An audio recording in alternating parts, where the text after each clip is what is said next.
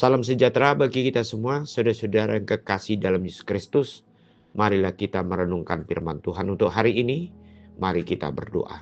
Kami bersyukur ya Tuhan untuk segala kebaikan Tuhan yang selalu menyertai hidup kami. Biarlah firman yang akan kami renungkan saat ini sungguh-sungguh dapat menyapa, memberikan kekuatan, motivasi untuk melakukan pekerjaan kami sesuai dengan kehendak-Mu. Dalam nama Yesus Kristus kami berdoa. Amin. Firman Tuhan untuk hari ini Jumat 14 November 2025 tertulis dalam Kisah Para Rasul 15 ayat 11.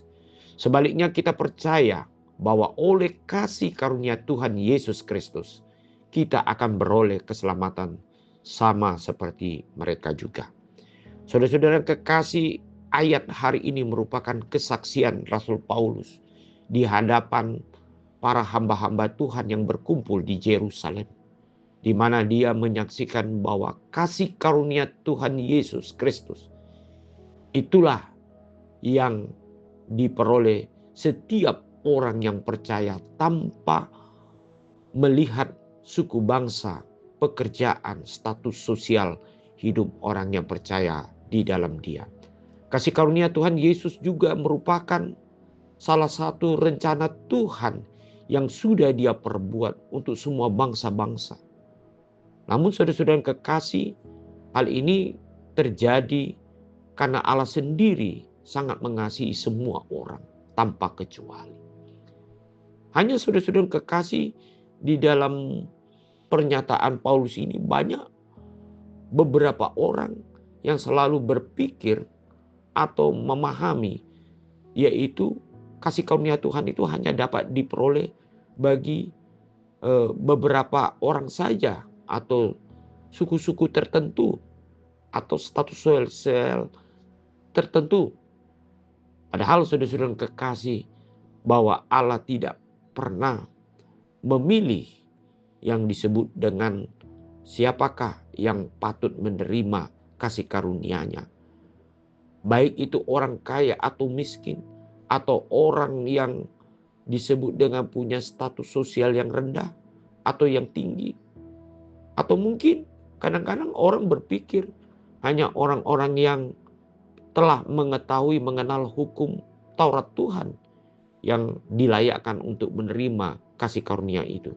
Sementara orang-orang yang masih baru menerima Kristus dalam dirinya, seperti yang dibawa oleh Rasul Paulus, yaitu Injil Kristus di tengah-tengah bangsa yang belum mengenal sama sekali akan Kristus, dan akhirnya percaya di dalam kuasa Roh Kudus untuk percaya di dalam Yesus Kristus. Itu sebabnya pernyataan ini dikatakan bahwa kasih karunia Tuhan Yesus kita peroleh dari Tuhan, yaitu kepada semua orang tanpa kecuali.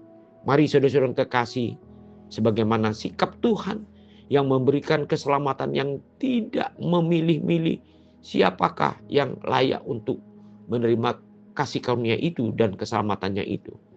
Demikian juga kita harus memberitakan Injil dan melakukan sesuatu perbuatan baik, tidak pandang bulu atau tidak memilih-milih kepada orang mana yang harus kita beritakan atau kita tolong atau kita lakukan perbuatan baik, oleh karena kasih Kristus yang hidup di dalam hidup kita. Karena kasih Kristus adalah lebih besar telah dilakukannya untuk kita semua. Mari saudara-saudara kekasih, kita semua kaya di dalam perbuatan baik, perbuatan kasih, sebagaimana Tuhan kita Yesus Kristus yang memberikan kasih-Nya bagi hidup kita, sehingga kita dapat memperoleh keselamatan, pengampunan, kehidupan kekal, bahkan sampai saat ini kita selalu diberikan yaitu berkat-berkat yang melimpah di dalam kehidupan kita masing-masing. Biarlah semuanya karena kasih karunia Tuhan yang kita lakukan untuk semua orang di dalam perjalanan hidup kita. Amin. Mari kita berdoa. Terima kasih ya Tuhan untuk kasih karunia Tuhan yang selalu mengalir dalam hidup kami. Bahkan Engkau sudah lebih dahulu mengasihi kami ya Tuhan, bukan kami mengasihi Engkau.